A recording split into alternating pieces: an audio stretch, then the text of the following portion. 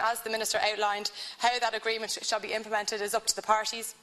And in a lot of the time it is successful. Obviously, just because people enter into a mediation agreement or mediation discussions, it doesn't mean it is definitely going to be successful. And sometimes, you have the risks of going down the mediation route, not working, and then having to go to court. But a lot of the time it is worth the try, and it is worth putting the onus on practitioners, which I think this bill does, to encourage parties to actually go down that the mediation route.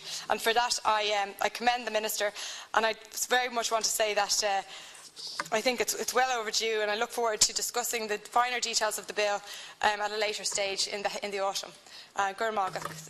Minister. Thanks very much, Senator Ardagh. My understanding is, I think, Minister, you might clarify that we're dealing with the committee and remaining stages all tomorrow. Is that correct? Yeah. Now, our next speaker is Senator Boyan, and you have 7 minutes. Firstly, Cathaoirleach, I'd like to welcome the Minister to the House, and I suppose anything that I welcome the mediation bill in general, and I want to thank you for your comprehensive overview of the bill. I suppose anything, and looking at the Minister's speech and his final few points, I think really says it all. And I think that anything that speeds up resolution of disputes, reduces legal costs associated with disputes, reduces long waits, avoids stress, involved and avoids adversarial court proceedings, has to be welcome. Of course it has to be welcome. I'm reminded of a judge recently who said to me he'd never taken litigation personally himself, ever for his own self, because he always said if there's a dispute, go to the fence, put your hand over it and negotiate a settlement. And I think he's right, and you'll save legal costs, you'll save a lot of stress. And I think sometimes people get sort of all bogged down in vindictiveness and all sorts of arrangements that they can't find a settlement and agreement, and therefore people suffer majorly because of delays and because of costs and because of time in getting a sort of rapid resolution, or as quick as possible a resolution to a dispute. And I think mediation can help, but mediation isn't always binding, and I'd like the Minister to talk maybe through at some point in terms of a negotiated or mediated settlement. How binding is all of that? Because I think that's really, really important, and we need to understand that. I want to really deal with 2 or 3 aspects of the bill.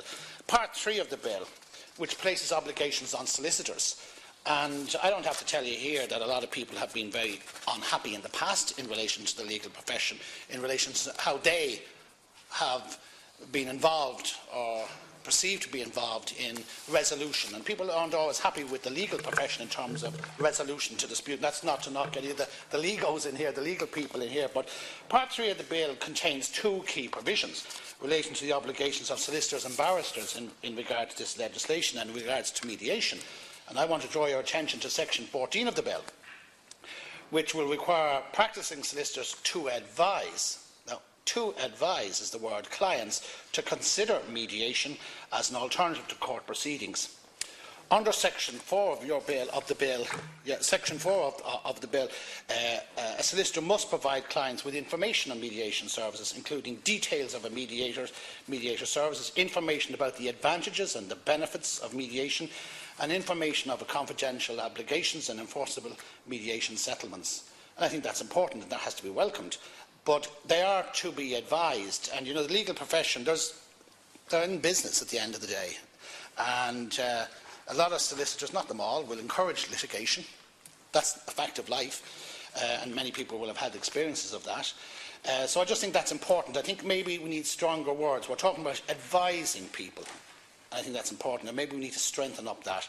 And then it goes on to say, to ensure that this requirement is met, the section provides that where court proceedings were instituted on behalf of a client, the applicant must be accompanied by a statutory declaration made by a solicitor confirming that these obligations have been discharged in.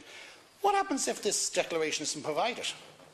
I mean, there has to be a remedy. Now, you will say it will go back to the solicitor asking for the declaration, but how can we be sure that this declaration is provided for? Because clearly, if this declaration has to be provided in terms of court proceedings, you might clarify that. In relation to the Mediation Council, which you set out in your legislation under Section 12 of the bill, and I think you set it out pretty well, so I'm not going to rehearse it, but to suffice it to say, how is it going to be intended to finance? I understand that it is envisaged in this legislation that this Mediation Council will be self-financing. And I don't know how that all works. So you might just elaborate on that, Minister, how you intend this Mediation Council to be funded, and who's going to be contributing to the funding aspects of it. But in conclusion, Minister, a resolution, people need speedy resolution to disputes. They want to curtail legal costs, and they want the less stress of the adversarial nature of the court system. So on the whole, I welcome it, and you'll have my support.